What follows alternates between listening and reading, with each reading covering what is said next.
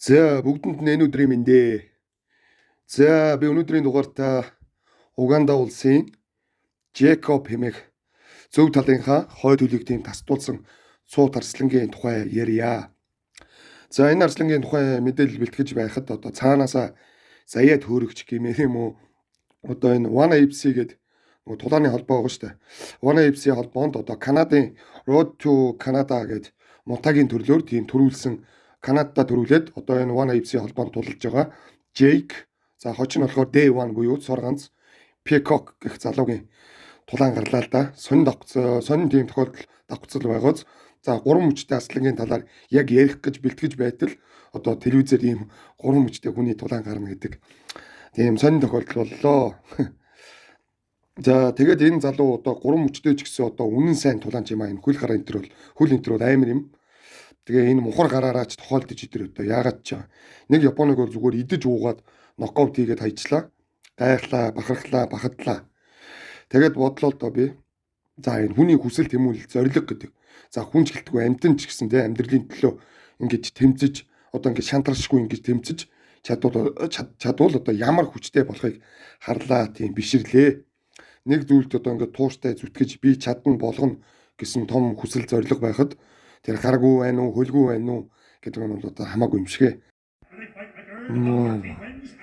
Нэг гартай. 13 ялж нэг ялагдаад 93% win rate. Канада болон Их Британи буюу Английн гаралтай. Эвгүй гараа энэ. За тэгээд энэ залуугийн бичлэгийг нь би зурагтан дээрээсээ бас утсан дээрээс бичлэг хийгээд авлаа. За. Одоо юм уншаад явах. За гол сэдвүүтээ оръё.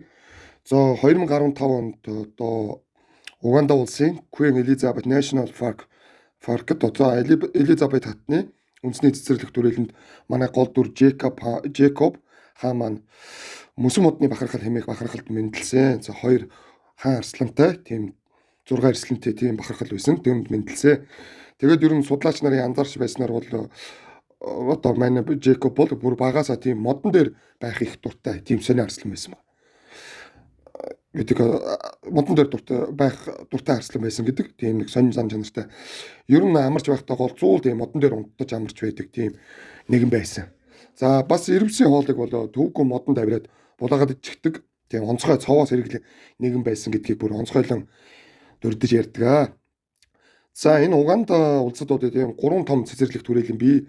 Харин энэ Жэкобын амьдардаг одоо Хатаа Элизабетийн паркд ердөө тийм 40 дэх арслан би.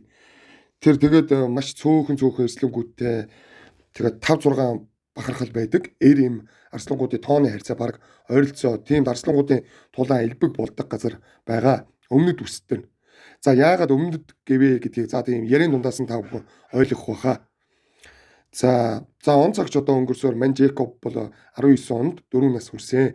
Мөн мань гар чин тийм яг нөгөө ихэр гэдэг шиг төрсөн ахтай. За түүнийг нь бол Тибу хэмээн нэрлэдэг. Тийм зориг зүрх бие хаа бол тийм тулчгсан нэгэн байдаг. За тэгээд тэр хоёр за эцэг хоёр хаанда хөөгдөж одоо бадарчин амьдралаар амьдрах болсон. За энэ үедээ хоёул одоо он ав хийж одоо тулааны бэлтгэл бэр чадлыг бол суусаар явсан. Нөгөө л нэг одоо сүхэр тахмах зэрэгтэйгээ тулалцсаар бэр чадлыг суусаар явсан гэсэн үг шүү дээ.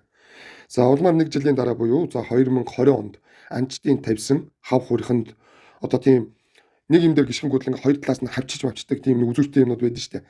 Одоо апокалипта үлээ тэн дээр нэг гахааг яадаг үлээ хажуу талаас нэг хавх гарч ирэнгүүтээ гэзрүү нь чадлаад зоочдог.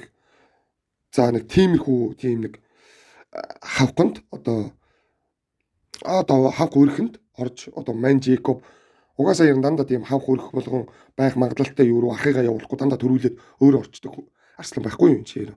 Тийм нэг одоо хавх өрхөнд орж гэзэндээ маш эртээ үзүүлсэн тийм модоо өрхөөр сүлбүүлсэн байдаг. Харин тэрээр одоо үхэлгүй 2 сар хэртээ одоо өөрийгөө долоож домнож хөвцөр өндийсэн байдаг. За энэ үед нь одоо хамгийн гоё тийм гэгээлгэн төрсөн ах нь түүнийг одоо огт орхиж явуулгүй хамгаалж одоо бусдаа одоо нөгөө гаригүй сентрээс хамгаалж мөн хөөрхий ганцаараа явангууд ан хийгээд хоол зөөж одоо авчирч дүүдээ өгдөг байсан баг. Үнэхээр тийм гоё гэгээлэг байгаас. Тэгээд одоо зовлон дуусаагүй эн чинь бас тэгээд зэлэн 2 сар гарan болоод тэнхрээд босч ирээд хоёулаа бас од сүхрийн сүрглүүд арайд нэг баруун унгацсан байсан чи од сүхрийн бухан дайрж ирээд дайралтаас нь болоод мань Жекоб дахиад үзүүндээ шарх авсан байт. За тэр нь бол нэг айтар удаагүй идэгсэн байдаг. За тийм тоочод ивэл жижиг сажиг бол олон шарх сөрөг авсан байт. Жинк одоо нөгөө шииртэй цөстэй тийм эвгүй гараагаамаа мань Жекобч.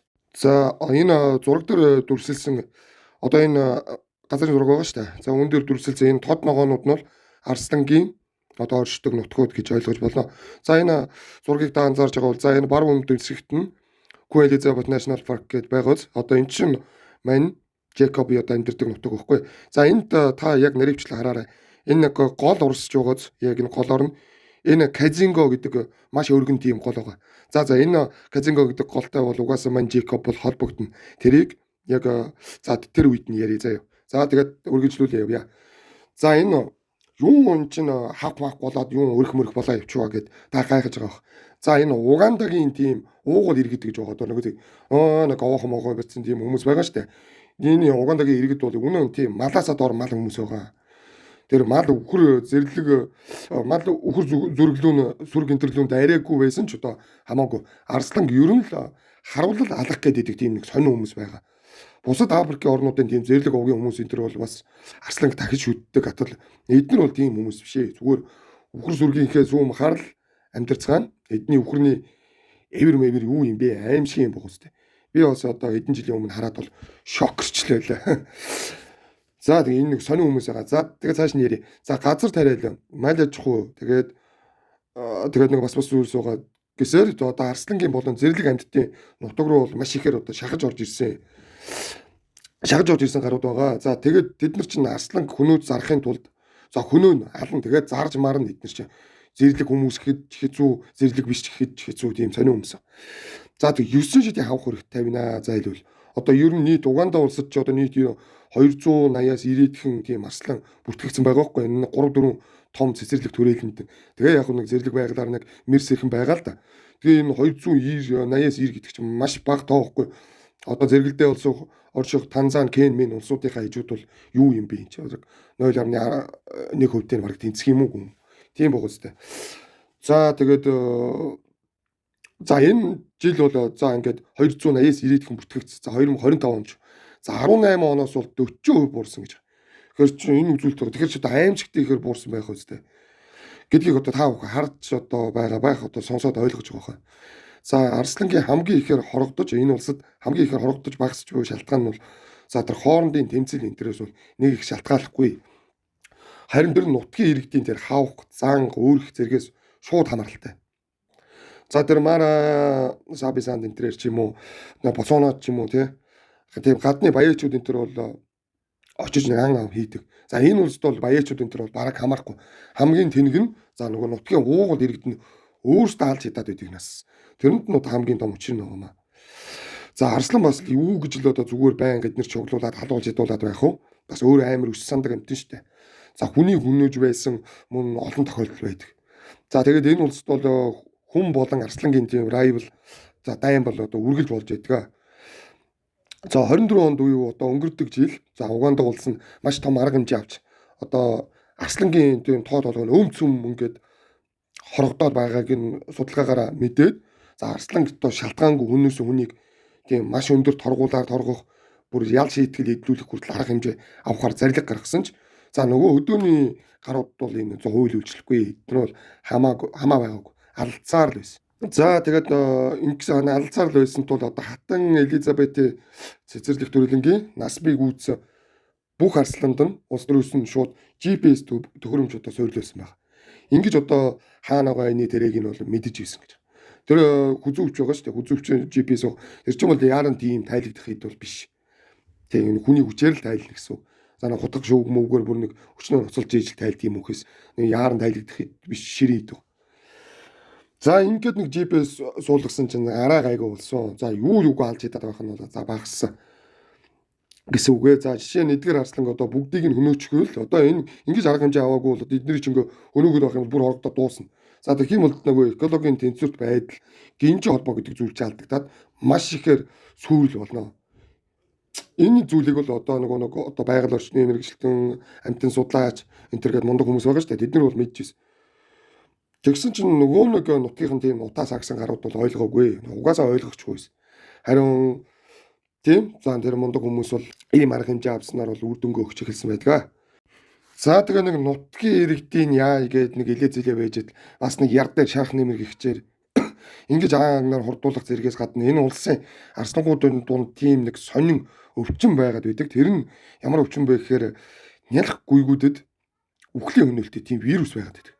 Түүнийг нь одоо хүртэл бүрэн арилгаж чадаагүй судалсаар л байгаа. Эмчлэг аргыг. Харин бүрэн арилгаж чадахгүй байгаа ч торгоох буюу гүйгүүдийг тийм нэг хүлэхгүй торниулж өсгөх тийм нэг маш ажиллагаатай аргыг бол хэрэгэлсэн. За тэр төрөд удаагүй гүйгүүдэд байгаль хамгаалагчд бол улс төрийнх нь санхүүжилтээр байгаль орчны мэрэгжлүүд тийм гадаад дотоодын маш том тийм амьтны судлаач тийм мэрэгжилтэн докторуудыг авчираад тийм авчираад төрөөс нь мөнгө санхүүгээр үхтэл шахаад үхтэл шахах нь ч жоохтой цалин өртгийг нь тултал өгөөд тэг өхүүлэхгүй байх тушаал арга шаргыг та нар авч өгнө үү гэд тэр нь тийм вакцинжуулж эхэлсэн баг. Тэр нь вакцинжуулж эхэлсэн чинь тэр гүйгүүд нь нялхтаа үхэхэд байхаа болоод амжилттай болж гүйгүүд нь өсөж тийм торинж эхэлсэн мэт. За тэгээд хамгийн ядаргаатай нь эн чинь нөгөө эрсдлэн зулцгал очиж вакцин гялз вакцинжуулахгүй бол тэр чинь төрөөдөл нэг худалгүй 7-8 хоногийн дотор үхцгээчээд байсан. Тийм маш ажиллагаатай байсан мэт. За тэгээд нэг бүхэл бүтэн улс төр гэдэг ард талтай хүмүүс ч мөнгө төгрөгөөр бол дутагч хачигдна гэж байхгүй мэдээж сагтлан л өгж байгаа мөгж байгаа байх л да. Ингээд ер нь хорогдох тийм асуудал бол ер нь маш багассан. За тэгээд үндсэн сэдвтээ нөгөө түүх рүүгээ орё. Энд ч бүр хайлаад бүр асгарч өглөө. Сэдвээсээ те. За манай гол дүр маань тэгээд 2 сар гарan болсны эцэс тэгээд дахиад нэг үзүүндээ сүлбүүлээ. За 2 сар хагас юм да.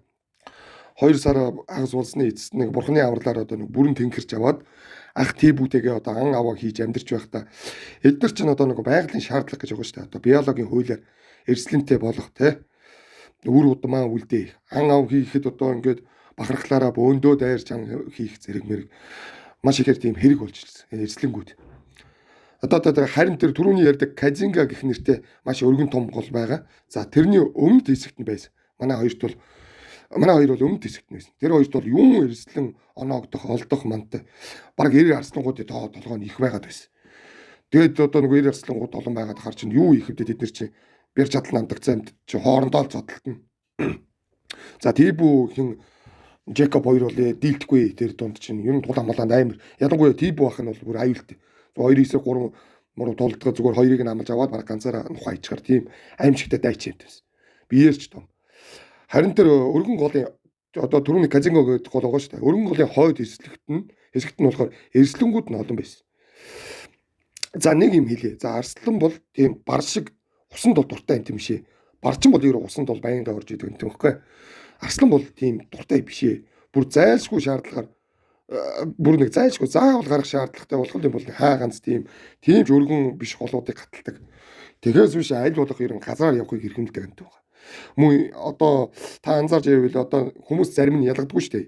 Нөгөө Леопард Ягуар хоёрыг за тэрэн шиг Леопард гэхэр ирвэс шүү дээ. За ирвэс буюу Леопард бол усанд ер нь их дургүй амьд. Ер нь харагтай ус руу ойртохгүй шүү дээ. Хаа ганц л очиж ус уулгана. Амьтныхаа нөгөө хөнөөжүү амьтныхаа сусаар цангаагаад айлцдаг болохоор ер ус руу бараг ойртохгүй модон дээрээ л бийж байдаг. Харин Ягуар бол бараг усны амьтын шиг байдгийг та бүхэн надаараа хэлдэггүй зарим нь бол мэдэх байлгүй дээ. Ер нь матар барьж иддэг амьтан шүү дээ. Тэгэл ер усан дотор л матрыг илдээд авчихдаг амьтан гэхээр ямар амьтан бэ гэдгийг нь усанд ямар усчин амьтан бэ гэдгийг та бүхэн ойлгож байгаа хаа. За тэгээд тэр Казинга гэх голын өргөн нь бол километр 500. 1.5 км гэсэн үг шүү дээ. Өргөн. Тийм. Тэгэхээр ч аимшигтай өргөн гол байгаа шүү дээ. Ядаж байгаа тэр гол нь матар усны үхэр ихтэй. Ийм учраас арслангууд юунд тэрийг гатлах бараг ойртохыг ч хүсдэггүй. Завьтай хүн явахыг энэ тэрүүгээр барагт хүсдэггүй. Тийм аюултай газар байхгүй. Харин хүмүүс бол тийм тэр Казинга голыг давах бас хөөхөн гүүр барьчихсан. Тэрүүгээр тийм умард хойд хэсэг рүү орж гараад идэг. За арслангууд тэрүүгээр нь бол орж гарч болох ч хүмүүсийн хөдөлгөөн их байдаг болохоор тэрлүү гүрлүү ойртдаггүй, зүгэлдэггүй байгаа. Тэгээ ядж байгаа тэрүүгээр нь тэр чинь зүгээр байхгүй дараа амтан гарч ийн гэх тэр хавьда өөрсдөө бол хүмүүс хоорондоо хэлээд бол мэдлэлсэн шүү дээ. Амтан бол хэлээд ямар ойлгох юм биш тэр чинь. Тэргээр зүгээр хавх мавх занг тавиа хийчихсэн. Тэгээ ойртоод гүүр гатлах гэсэн амтныг нь хавх занганд нь орж үхцгээгээд тийм нэг хогийн газар байхгүй тэр нь. За нөгөө хоёр маань за улмаар манай хоёр одоо зориглон шууд манай хоёр чинь зөстэй хоёр гар ер нь ямар ч арслан тийш ойртдгүй газар руу манай хоёр зориглоо голыг гатлах гэж шууд хоёр удаа автлгүйдсэн мэт. Нөгөө хойлолт нь умар талд нь эрслэнгүүд байгаад байгааг ер голын хаан цаанаас чи харна штэ.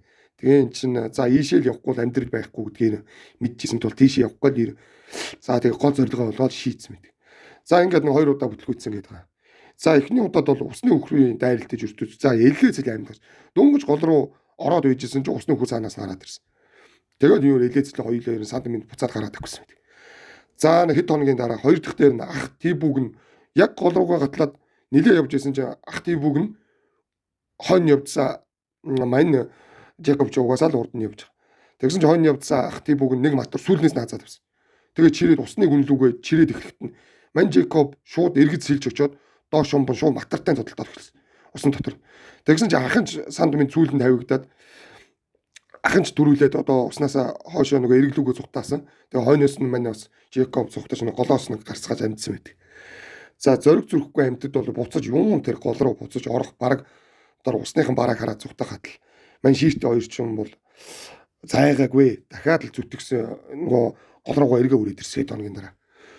Тэгээд гол руугаа ирэнгүүтээ зүтгэснээр энэ удаа түүхэнтэй хангуудаа ер нь бол арслан дундаа рекорд тогтоосон мэт.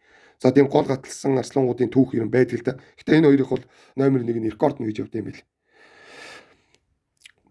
За тэгээд мань хоёр хүнийг за яг ингээ гол гатлаад хэд хоног гатлаад байгааг нөгөө судлаач нар харж агаад тэгээд нисдэг тэрэгтэй бүр зураглаач нар ирсэн.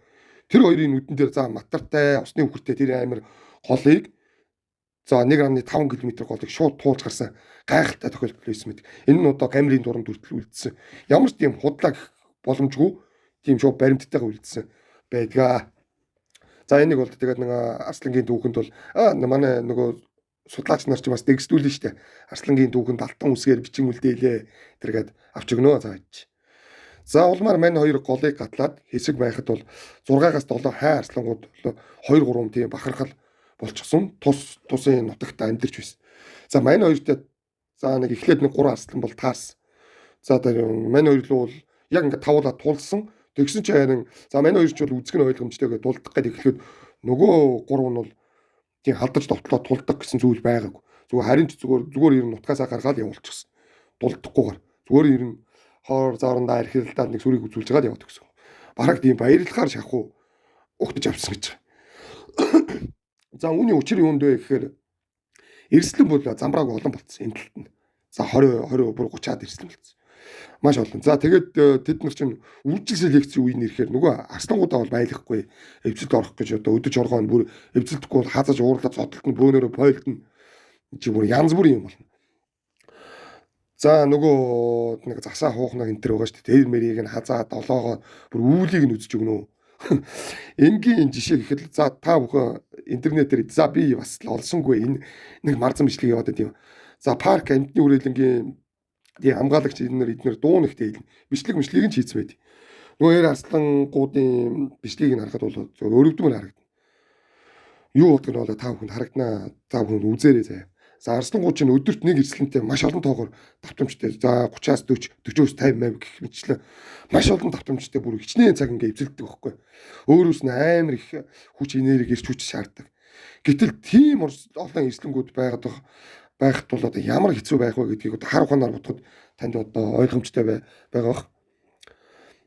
Харин тийм одоо ингээд нөгөө хэд арслангууч амар хэцүү дарамттай байсан тул одоо гаднаас хоёр залуухан хаан арслан ороод ирэхэд нь бол за хүнээр бол одоо бараг баярлаад тогтсон гэж хэлж бол. Гэхдээ өөрийн нутаг дэвсгэрээс бол мэдээж хөөнөлтөө өргөн уудам тийч умард руугаа болоод эхлэхээр маш өргөн уудам төгөлж байгаа. Манай хоёрт бол газар нутаг олдохгүй байх гэсэн зовлон бол байхгүй. За тиймд бадарчиж яваа эрслэнгүүд мөн үр тогтож чадаагүй эрслэнгүүд зэрэг нь одоо хоёр залуу хааны хүрхрээнээр өөрсдөө гүгээд очицгоосон байдаг. Шөндөлөөр өдр. Нэг мэдгэд л одоо 6-аас 7 эрслэнтэй болчихсон нэгэн бахархал болоод амьдарч байсан. За нэлээ уртуулаад байна те. За тийм учраас товчлоо. За ингээд бахархал болоод нэлээ товчлоо ирчихээ.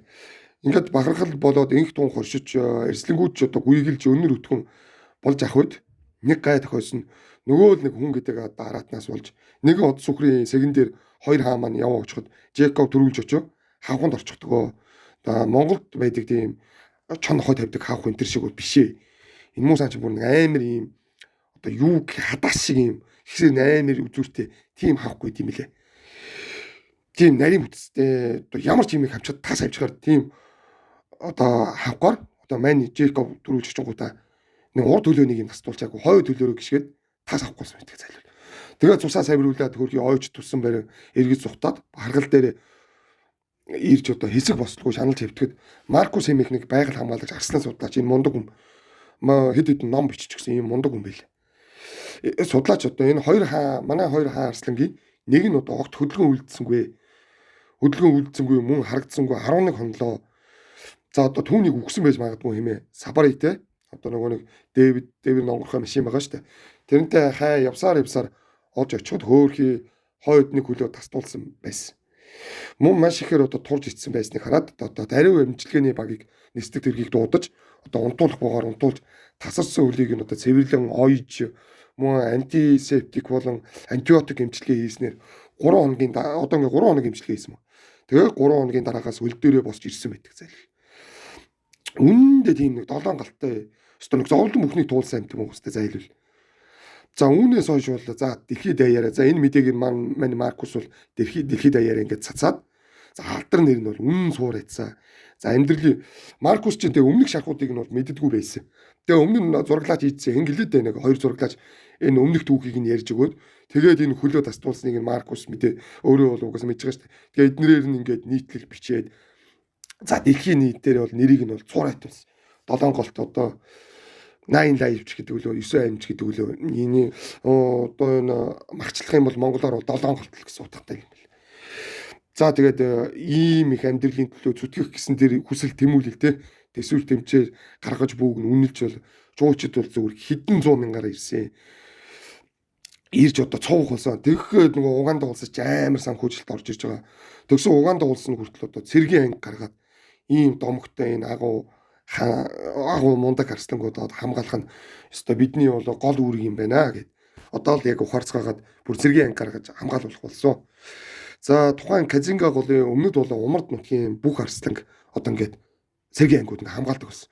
Тэр одоо энэ ганц болон мань Жекобийн түүхээс болоод тэр бүс нутгийн за 40 арслангууд бол одоо умард болон өмнөдийн 40 арслангууд ингээ бүгд хамгаалтанд ороод эхэлсэн гэсэн.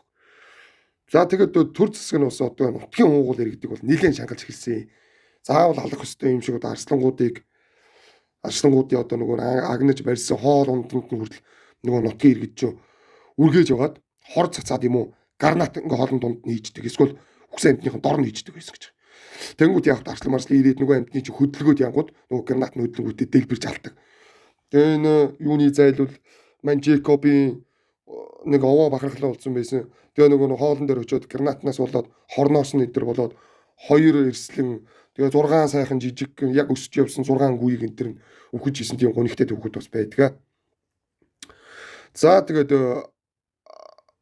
одоо арслангийн халаад байсан тул одоо Уганда улсын зүгээс олон хүнийг одоо 20 цагдаж эхэлсэн. Жинхэнэ одоо нөгөө төрийн төмөр нүүр гэдгийг бол харуулж эхэлсэн байдаг. Тэгсэн чинь нөгөө нутгийн иргэд ёстой нөгөө хулхин бууна гэдэг нь болсон. За өнөөдрийн байдлаар бол тэмдгийн арслангууд бол иргэдийн дунд одоо нөгөө жинхэнэ аюултай дайн талаантай байсан үе чинь дуусаад за инх тайван байдал бол утгаараа тогтсон гэж бол ойлгож болно. За арслангууд ч хүний бараанаар тэгээ зүгтцгаагаад яваад өгнө. Хүмүүс тэднийг алах ёстой юм мэд. Одоо нэг заавал нөгөө монгол хүн хаалс тааруул алж яагээд тэрэн шиг эднэр ч баг нэг арслан тааруул алж явах юм болох гэсэн юм ааш. Тэрийг нь бол нэг юм болиулсан мэд.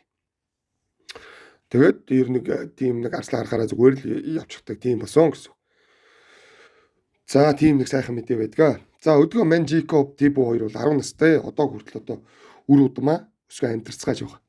Мөн мань Жекоб чинь одоо хэдий нэг хүлгүүч гэсэн одоо хөөхөн сүргээрээ ангөрөөгөө хийцгээгээд тэгээ яг хөдөлгөөн нь удаан л та. Гэтэ яг нөгөө хэд нэг зууралдсан байхад нь давхиж доод сүхрийн энэ төр дээр бол эн чинь тэнхээтэй байгаа шүү дээ. Хэдий нэг хүлгүүч гэсэн давхиж очиж зууралдаад байхаа бол бас чадна. Тэгээд нөгөө үржил селекцтэй бол орчхон энэ чинь. залуу арслангуудаас тэр нутгад дэвсгэрээ хамгаалаад тулалдчих нь өөрөө яг нэгэнтэй зуралдаад байжхад нөгөөдөг нь ахна гэж бол аимшиг юм тийм байхгүй. Тулааны машин. За тэр бол зүгээр бужигнуулаа хийж чинь бусдын зүгээр үргийг хайж. Энэ ах トゥ хоёр бие биендээ аюулгүй аим хайртай юм билэ. Тэр нэг түүхийг нь би бас уншиж ирсэн. За тэрийг нь бол би орхицсан байгаа. Товчлоод ярьж байгаа. За тэгээд нэг хэвийн арслангуудтай бол Манжеко бол ялгарх зүйлгүй сайн сайхан явааг. Тэгээ олон улсын арслан судлаач нар бүр ам уралдан магтацгаадаг юм аа. За энэ арслан судалдаг хүн бүхэн одоо ер нь баг мэддэг гэсэн үг энэ гадаад. Нэрээ. За тэр голыг нь тэр хоёроос өөр гаталсан арслан бол одоо хүртэл ер нь байхгүй. Ер нь цаашид чи ер нь баг байхгүй байх гэж яриад байгаа. Учир нь одоо харин нөгөө хүмүүсийн барьсан гүүрээр өмнөд бол умардын арслангууд бол чөлөөтэй оож гарцгаах болсон.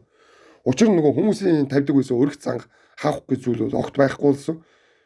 Тэгээ өмнө нутгийн иргэд арслан буудаж харваж алах тохиолдлууд ер нь байхгүй болсон тул гүүрээр шүн орон цагаар ер нь чөлөөтэй тийм нүүдэлцэлж орж гарцгаах болсон гэдэг. Ийм сайхан мэдээтэй байдаг. Ингээд ийм хөлгүй болсон за хаан арслан за мара зара сабисан манд за нэг том газруудад бол дайн тулаан болдог.